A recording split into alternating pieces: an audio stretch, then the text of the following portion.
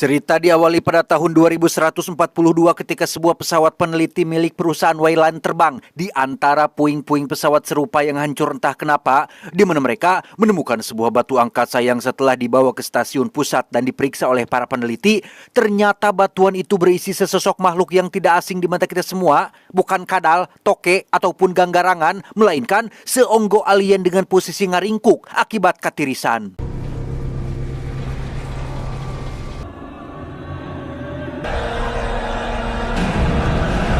Dan inilah alien Romulus. Beberapa bulan kemudian, kisah akan berfokus pada seorang gadis bernama Ren yang terbangun oleh pengumuman para pekerja tambang, di mana Ren memiliki seorang adik bernama Andi yang saat itu sedang sarapan bersama sebelum memulai pekerjaan.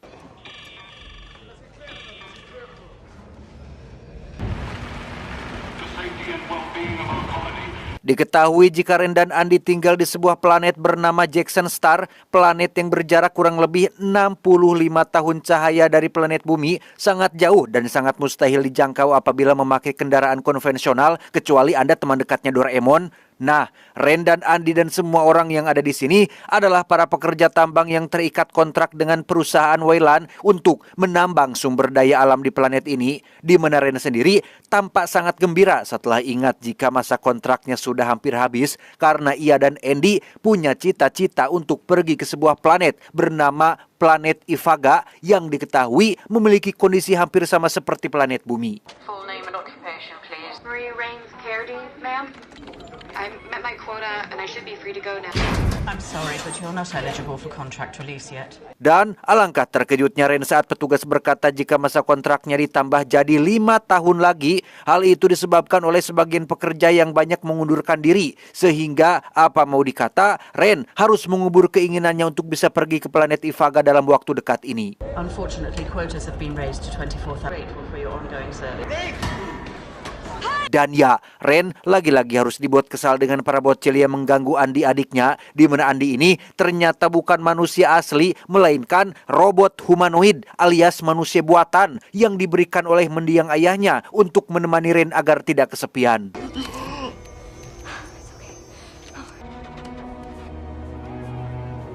Tak lama, teman Ren pun menelepon dan mengajaknya untuk berkumpul. Yang setibanya mereka berdua di sana, teman-teman pun memberitahu jika kemarin mereka menemukan sebuah stasiun antariksa yang terbengkalai melayang dekat sekali dengan planet ini.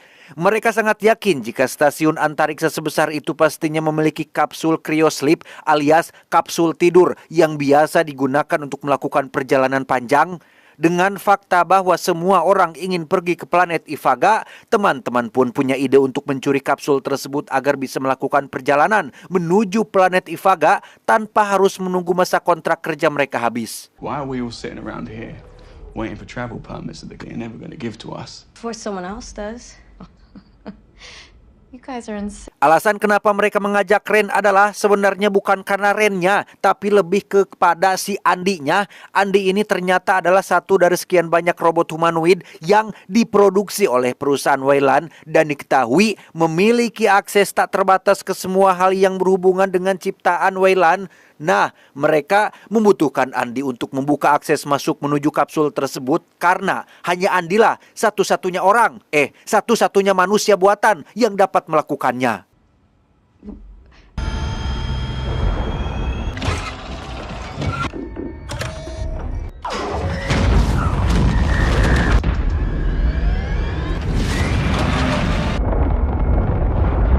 Menggunakan pesawat pengangkut milik pertambangan, Ren dan kawan-kawan pun langsung berangkat menuju ke tempat tujuan, di mana saat mereka sudah berada di angkasa, kita bisa melihat jika planet Jackson Star ini ternyata sepenuhnya diselimuti oleh badai petir abadi dan memiliki sabuk asteroid seperti planet Saturnus. Di sini jugalah Ren untuk pertama kalinya bisa melihat cahaya matahari yang jika mereka bisa mendapatkan kapsul tidur tersebut, maka perjalanan menuju ke sana akan seperti hanya 1 malam saja, dan di sana mereka bisa menikmati cahaya matahari hampir setiap hari.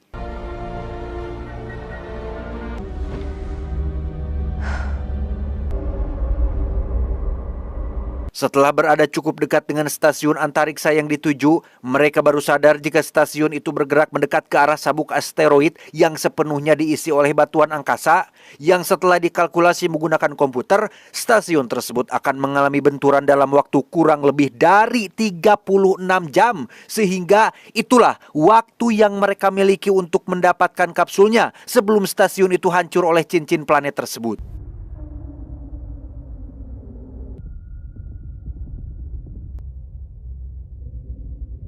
Setelah pesawat terhubung dengan pintu masuk stasiun, kini giliran Andi lah yang akan berperan membukanya dan sesuai yang direncanakan, Andi bisa dengan mudah membuka pintu masuknya.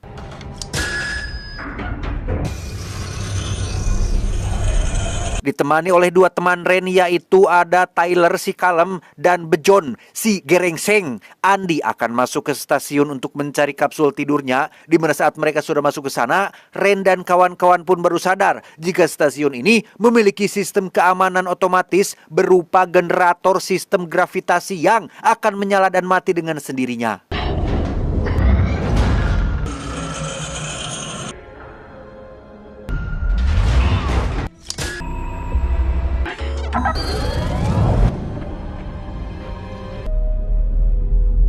Setelah beberapa saat berkeliling, mereka berhasil menemukan kapsul tidurnya. Namun masalahnya adalah daya atau bahan bakarnya hanya akan bertahan selama 3 tahun saja. Sedangkan perjalanan menuju ke planet Ifaga membutuhkan waktu 9 tahun. Bejo sempat putus asa dan murang-mareng, berbeda dengan Tyler yang langsung menemukan solusi untuk masalah ini, yaitu sebuah ruangan berisi bahan bakar kapsul yang letaknya berada di ujung lorong. 400 yards away, dead ahead. Sebelum pergi ke sana, Tyler mengirimkan kapsul tersebut keluar untuk diambil oleh pesawat mereka yang diterbangkan oleh seorang pilot wanita bernama Navarro yang kebetulan memilih gaya rambut Saitama sebagai ciri khasnya.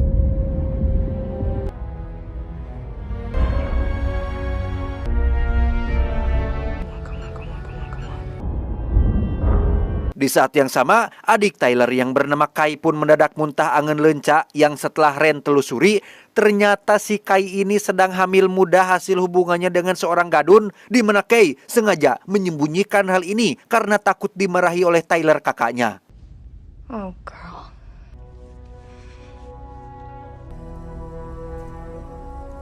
Kembali ke Andi dan kawan-kawan yang sudah berada di ujung lorong tempat bahan bakar kapsulnya berada. Ternyata tempat ini adalah ruangan peneliti yang dibagi menjadi 2 bagian, dinamai dengan Romulus dan Remus yang diambil dari mitologi Yunani tentang saudara kembar yang lahir dari dewa perang, di mana tabung bahan bakar sendiri berada di bagian Romulus yang juga menjadi tempat penelitian para ilmuwan. The station is divided into 2 halves, Romulus and Remus. Disinilah Bejo mulai menunjukkan kepelontongannya dengan bersikap rese kepada Andi ketika Bejo mengatakan tentang Andi yang tidak akan diajak ikut ke planet Ifaga. Ya, planet Ifaga melarang keras keberadaan manusia buatan dalam bentuk apapun. Ren juga sudah tahu tentang hal ini namun sengaja tidak memberitahu Andi karena takut dia sedih. Namun karena congor Bejo yang sangat ember, Andi pun mau tidak mau harus menerima fakta tersebut. That's okay.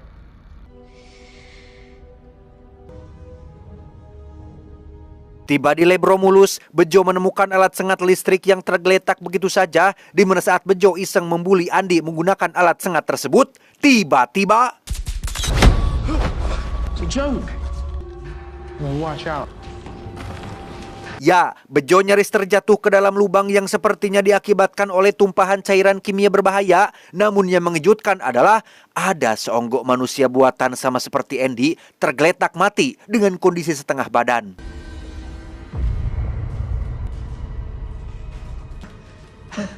Tak lama, mereka menemukan satu ruangan bernama Cryo Chamber yang memiliki suhu sangat dingin dan tempat paling cocok untuk menyimpan tabung bahan bakarnya. Di mana saat Tyler dan Bejo berhasil menarik tabungnya, sistem keamanan tiba-tiba aktif yang membuat pintu terkunci otomatis dan suhu ruangan yang naik drastis.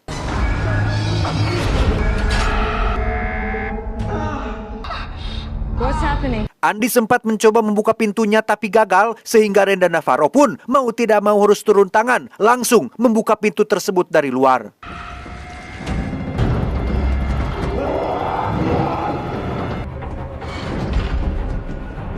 Tiba di lab, Ren dan Navarro sama-sama terkejut saat melihat seonggok humanoid yang tergeletak.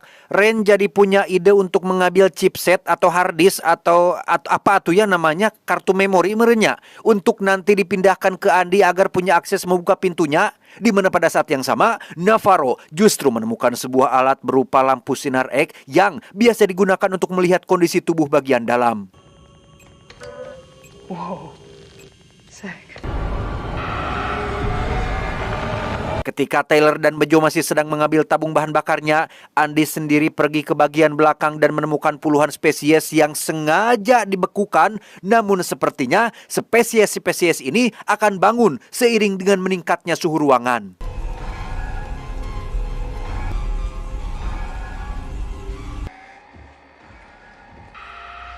Tak lama, Ren pun datang untuk memberikan kartu memori yang sudah berhasil ia ambil, di mana Tyler langsung memasukkan kartu memori tersebut ke dalam tubuh Andy dan...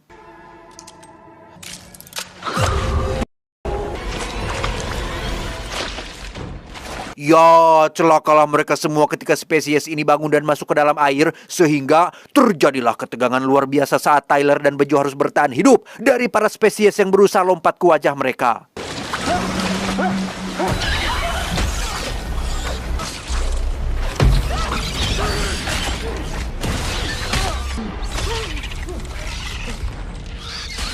Setelah Andy bangun dan berhasil membuka pintunya, mereka langsung mengunci pintu dari luar dan pergi dari sana, tetapi...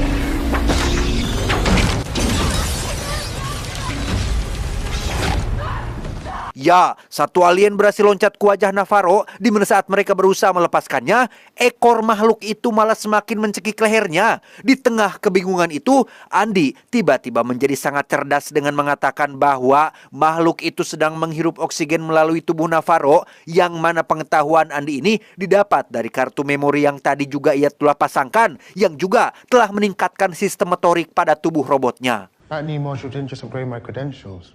It's substantially updating my AI and it's... Andy, do you know how to help her? Satu-satunya orang yang dapat memberikan jawaban tentang bagaimana cara melepasnya adalah dengan membangunkan jasad robot yang tinggal separuh. Saat si robot sudah aktif, mereka langsung menanyakan tentang apa yang harus kami lakukan untuk menolong Navarro, wahai Mas Robot. Si robot menjawab, tidak ada yang bisa mereka lakukan kecuali lari dan pergi secepatnya dari sini. Get out. However you got it. Si robot juga menerangkan bahwa makhluk itu adalah spesies parasit yang dinamakan dengan parasitoid yang sedang menyalurkan benihnya dalam tubuh Navarro yang nantinya akan melahirkan spesies lain yang tumbuh dengan cepat. Dan tebak spesies apa itu?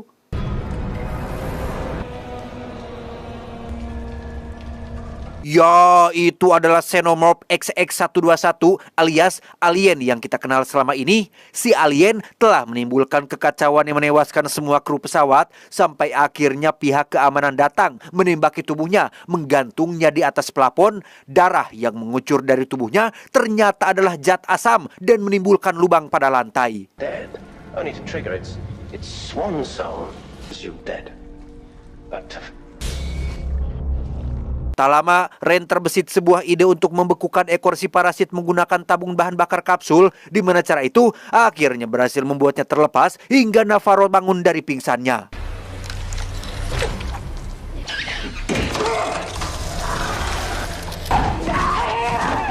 Alih-alih mengira ini sudah berakhir, si robot secara pribadi memberi saran kepada Andy untuk jangan pernah membiarkan Navarro keluar dari stasiun, karena jikalau itu terjadi, maka teman-temannya, bahkan seluruh populasi manusia di planet Jackson Star akan mati oleh makhluk yang nanti keluar dari dalam tubuh Navarro. Andy? Dengan cepat Andy mencegat Bejo yang akan membawa Navarro keluar dari stasiun ini, di mana Bejo yang temperamen pun langsung menyengat Andy dengan listrik dan... Let's go. We're not leaving without them. Bejo langsung membawa Navarro kembali ke pesawat meninggalkan Ren, Tyler, dan Andy yang masih berada di sana, di mana Andy dengan cepat bangun dan kembali mencegah mereka pergi, tetapi...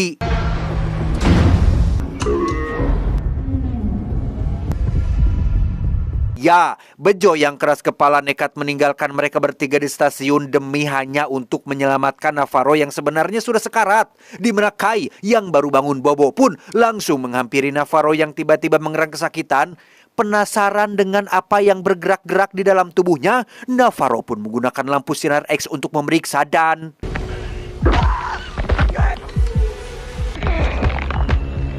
Kacau, sungguh kacau. Gara-gara si koplok bejo, bayi alien pun lahir ke dunia, di mana pada saat yang sama, pesawat yang sudah terlanjur lepas dari stasiun pun terbang tanpa arah, yang justru malah menabrak stasiun dan menyebabkan ledakan besar.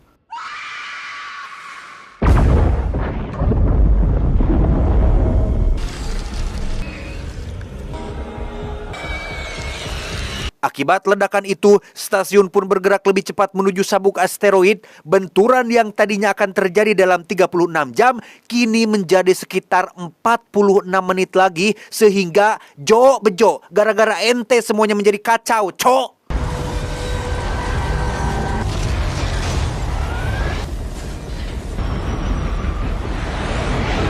Setelah diperiksa melalui monitor, pesawat mereka mendarat di hanggar yang tak jauh dari lokasi mereka saat ini, sehingga Ren dan kawan-kawan pun langsung pergi ke sana untuk menyusul. Akan tetapi, satu ruangan yang harus mereka lewati berisi penuh dengan parasitoid yang mustahil untuk dilewati.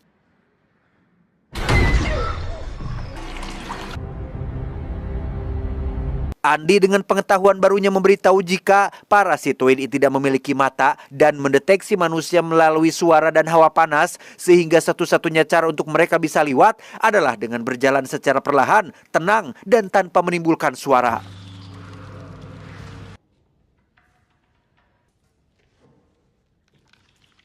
Beralih ke pesawat, Kai dan Bejo yang baru siuman dari pingsan pun langsung dikejutkan oleh si alien yang berubah menjadi kepompong dan menempel pada dinding. Masih dengan alat penyengat listriknya, Bejo mencoba membunuh si alien dengan alat tersebut, tetapi...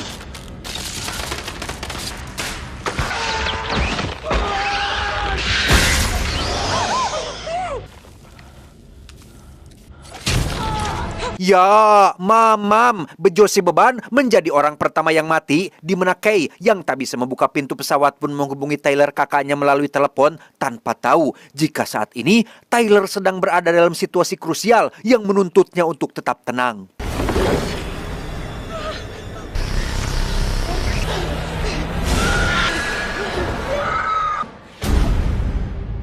Mendengar adiknya dalam bahaya, suhu tubuh Tyler pun mendadak naik yang ditandai dengan munculnya keringat sehingga... Run.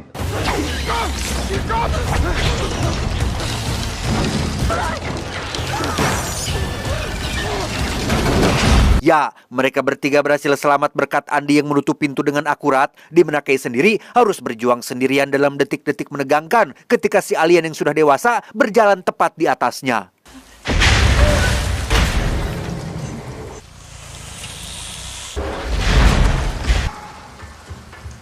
Tak lama setelah si alien pergi, muncullah Andi dan kawan-kawan. Andi yang sudah punya tugas baru pun menolak untuk membuka pintu dengan alasan tidak ingin mengambil resiko mereka semua mati. Yang meskipun Tyler sudah sujud-sujud memohon agar adiknya ditolong, Andi tetap menolak berbaik hati sehingga...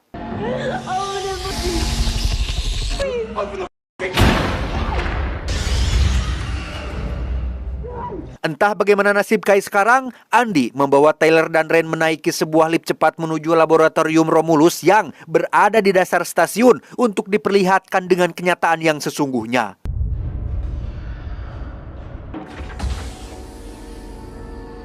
Dengan penjelasan si robot melalui layar monitor, Ren dan Tyler jadi tahu jika saat ini koloni umat manusia sedang sekarat. Mau sampai kapan mereka terus bertahan dengan tubuh lemah dan rapuh itu? Mau sampai kapan umat manusia terus berpindah dari satu planet ke planet yang lain?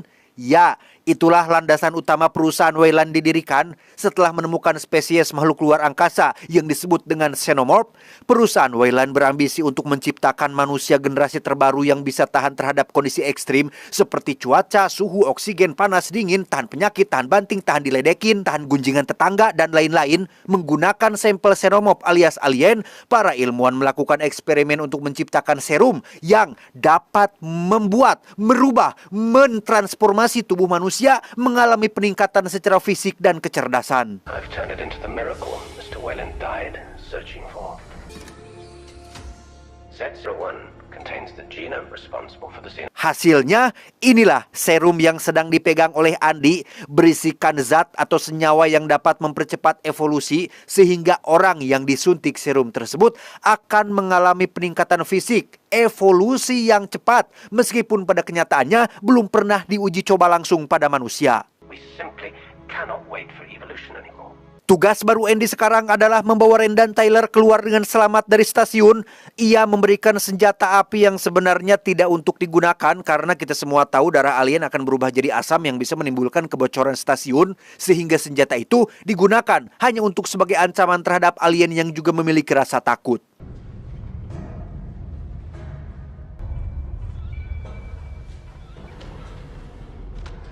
Tepat saat benturan tinggal 20 menit lagi, Andi dan kawan-kawan pun bergegas keluar melalui jalur lain yang ternyata sudah dipenuhi dengan materi hitam yang menjadikan tempat itu layaknya gua menyeramkan. Baru saja akan kembali ke atas menggunakan lift, Tyler tiba-tiba mendengar suara Kai adiknya dan langsung berlari menuju sumber suara tersebut. Okay.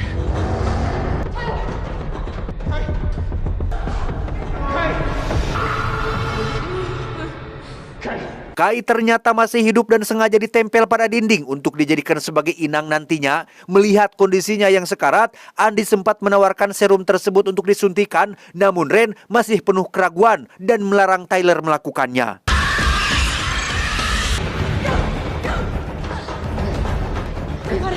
Sesampainya di depan lift, Tyler terpaksa mengorbankan dirinya sendiri ketika satu alien akan menyerang Ren dan adiknya. Ia menjadi orang ketiga yang mati, menyusul teman-temannya yang lain.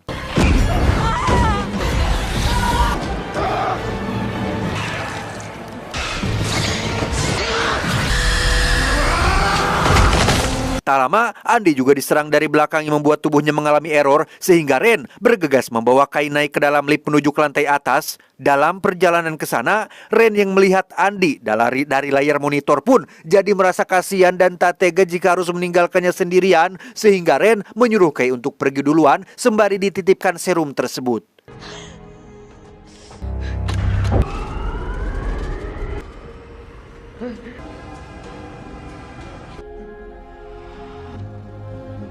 Setelah Ren turun menggunakan tangga, Kai sendiri mulai ketar-ketir dengan kondisi kehamilannya. Tak ingin situasi semakin buruk, Kai berinisiatif menyuntikkan satu serum ke dalam tubuhnya, berharap mengalami peningkatan fisik untuk membuatnya tetap hidup.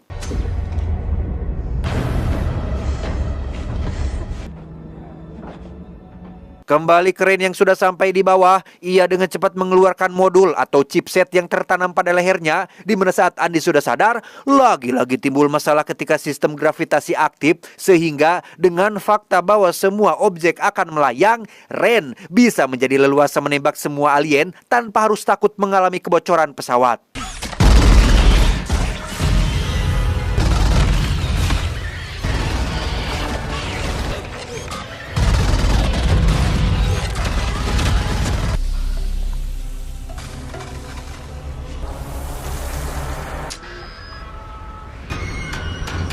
Tiba di jalur lift, mereka hanya tinggal melompat dan akan meluncur dengan sangat cepat. Namun karena satu alien berhasil meraih kaki Ren, ia pun harus tertinggal dengan Andi yang sudah meluncur duluan. Lepas dari alien, Ren lagi-lagi harus menghadapi masalah baru yang jauh lebih berat, yaitu ketika sistem gravitasi mati, yang tentu saja akan membuatnya jatuh bebas, dan inilah yang terjadi.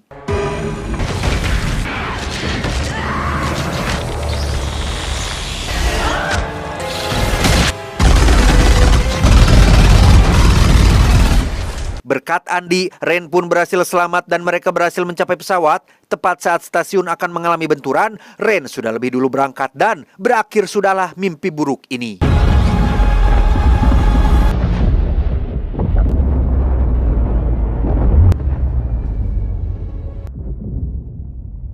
Dengan kapsul yang sudah ada di sana, Ren akhirnya bisa pergi ke planet Ivaga sesuai cita-citanya. Sementara ia dan Kai akan tidur di kapsul Krio, Andi sendiri akan dinonaktifkan sembari dicas kabel Type-C. Namun, baru saja Andi di-off-kan, Ren harus menghadapi masalah baru ketika Kai melahirkan bayi pertamanya, yang ternyata efek dari senyawa yang ia suntikan merubah janinnya menjadi benih alien dalam bentuk telur yang langsung jatuh ke ruangan kargo yang berada di bawah.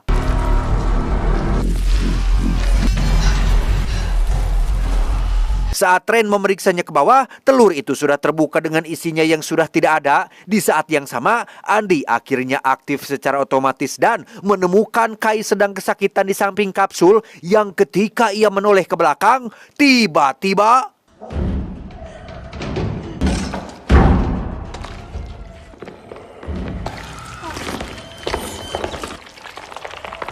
ya, inilah The Offspring, spesies hibrida hasil dari pencampuran antara manusia dan alien, di mana makhluk ini langsung menyerang Andi dan menghabisi Kai yang notabene adalah ibu kandungnya sendiri.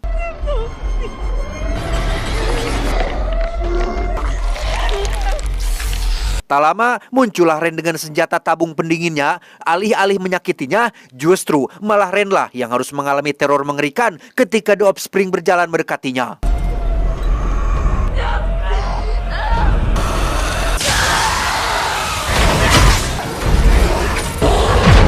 Lolos dari makhluk itu, Ren dengan cepat memakai baju astronot seiring dengan munculnya ide untuk mengeluarkan si makhluk menggunakan ruangan kargo, di mana saat Ren sudah turun ke bawah dan masih melakukan serangkaian prosedur pelepasan, si makhluk ternyata nyusul duluan dan langsung menghantam Ren hingga terlempar.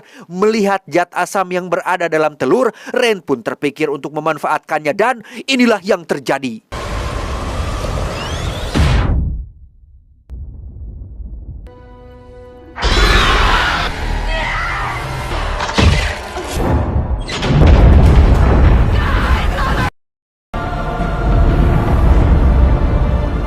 Setelah semuanya benar-benar berakhir, Ren pun langsung masuk ke dalam kapsul dengan Andi yang masih dalam mode off alias mati, di mana Ren berjanji akan memperbaikinya ketika nanti sudah sampai di planet Ivaga, yang selama 9 tahun perjalanan menuju ke sana, pesawat Ren sempat berpapasan dengan Peter Quill dan kawan-kawan Guardian of the Galaxy, namun tidak sampai masuk karena takut dengan Andi, tidak pakai lau. Yang terakhir barusan, biasa ya, cuma karangan saya saja. Hehehe, cus Tamat, ending yang sangat menegangkan. Pesan yang bisa kita ambil dari sosok Bejo adalah belajarlah menerima pendapat orang lain dan jangan menjadi keras kepala, karena tidak selamanya kita memahami segala sesuatu. Ingat, terkadang cara terbaik untuk menasehati orang yang keras kepala keterlaluan adalah dengan diam dan membiarkannya kejedot. Hidup ini tentang Anda, bukan tentang mereka yang mempersulit kehidupan mereka sendiri. Saya John, mewakili jajaran direksi yang bertugas, mengucapkan terima kasih dan sampai jumpa di video selanjutnya. Adios.